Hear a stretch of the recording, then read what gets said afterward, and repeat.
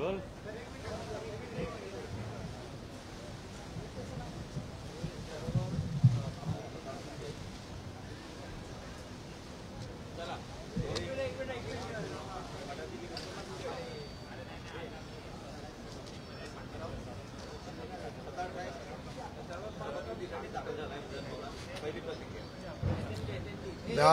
संगमनेर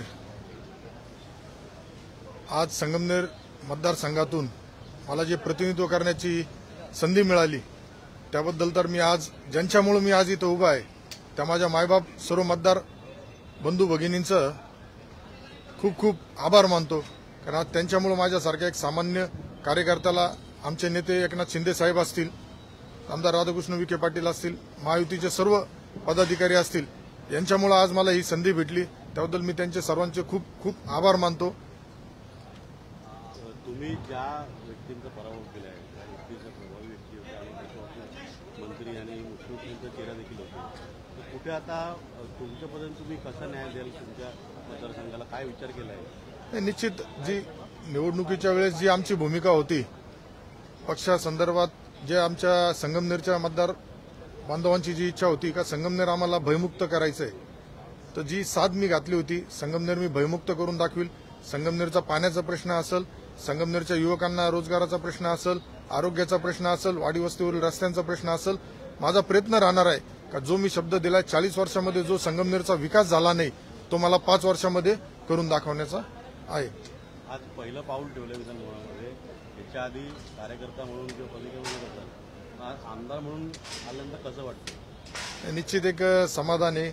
यापूर्वी मी कार्यकर्ता म्हणून बऱ्याच वेळेस आलोय, त्यावेळेस आतमध्ये येताना बऱ्याच कसरत करावं लागत होती। आज आमदार म्हणून आल्यानंतर जो एक आपल्या संगमनेरच्या जनतेचा जो आज सन्मान केला जातो, या विधान म्हणजे माझा सन्मान म्हणजे आज ज्या तालुक्याचं मी प्रतिनिधित्व करतोय त्या मतदारांचा सन्मान होता आणि निश्चितच मला असं माझ्या तालुक्यातील तमाम मायबाप जनतेला सुद्धा एक आनंद झाला असेल। आज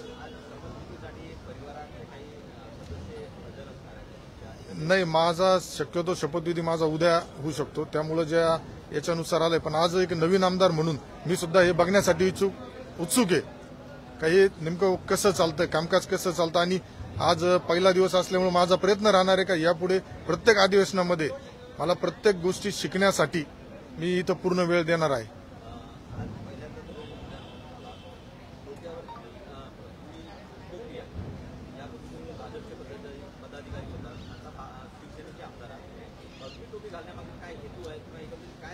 नाही, हेतू वगैरे वेगळा काही नाही, परंतु ज्यावेळेस माझा निवडणुकीचा फॉर्म भरण्यात आला त्यावेळेस माझे जे मित्र सहकारी आहेत, युवक वर्ग आहे जो आमचा, त्यांनी मला त्या दिवशी टोपी दिली होती। ती टोपी घातल्यानंतर माझं मत असं आहे का तो शगुन माझ्यासाठी चांगला झाला। मग त्या दिवसापासून मी जी टोपी ठेवली तर ती आजपर्यंत माझी आहे आणि भविष्यात बी माझी राहील अशी मला आशा आहे।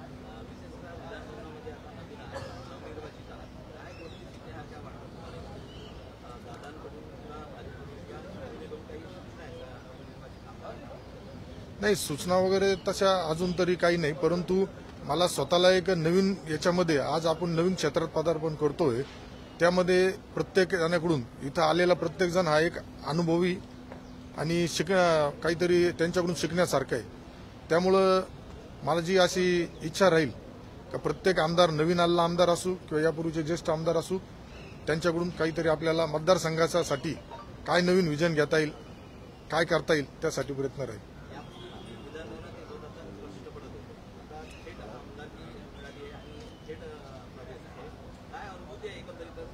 नाही, मी बोललो ना का यापूर्वी मी ज्यावेळेस आलो त्यावेळेस मला नाही बदलेच नाही, हा संगमनेरकरांचा सन्मान आहे। आज संगमनेरकरांनी जे मला इथं दिलं, तर इथं आल्यानंतर जो आज मला एक महाराष्ट्रातील संगमनेर विधानसभा म्हटल्यानंतर जो समोरच्याचा संगमनेरचा आमदार म्हटल्यानंतर ज्या पद्धतीने मीडिया असेल, आज इथले प्रशासनाचे अधिकारी असतील किंवा जनता असेल इथली मुंबईची, यांचा बघण्याचा दृष्टिकोन एक अतिशय चांगल्या पद्धतीने माझ्याकडे बघितला, तर त्यावेळेस मला असं एक आनंद होतो का नक्की माझ्या संगमनेरकरांनी जी मला साथ दिली त्यांचा एक सन्मान इथं होतो। नाही, सर्व मी त्यांच्या आता काल ते सर्व व्यस्त होते। माझा निश्चितच फडणवीस साहेब सुद्धा आज आमचे नेते आहेत, अजितदादा नेते आहेत, एकनाथ शिंदे साहेब तर माझे मार्गदर्शक आहे। आज त्यांनी मला संधी दिली, म्हणजे आज विखे पाटलांनी माझ्यासाठी शब्द टाकला, परंतु जी संधी दिली आज ती मला फक्त आमचे एकनाथराव शिंदे साहेब असतील. आज या शिवसेना पक्षामुळे मला संधी मिळाली, त्यामुळं निश्चितच सर्वांचं मार्गदर्शन मला घ्यायचं आहे.